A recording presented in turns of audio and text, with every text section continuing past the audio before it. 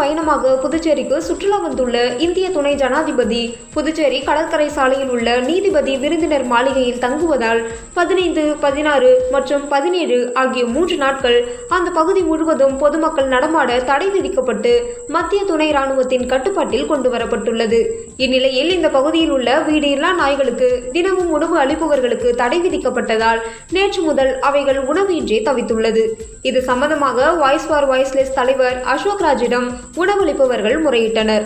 அதன் பெயரில் அசோக் ராஜ் ஒதியஞ்சாலை காவல் ஆய்வாளர் செந்தில்குமாரை தொடர்பு கொண்டு நிலைமையை விளக்கினார். சூழ்நிலையை அறிந்து கொண்ட ஆய்வாளர் செந்தில்குமார் உடனடியாக சம்பவ இடத்திற்கு வந்து காவலர்களை அனுப்பி அந்த பகுதி நாய்களுக்கு உணவு அளிக்க ஏற்பாடு செய்தார்.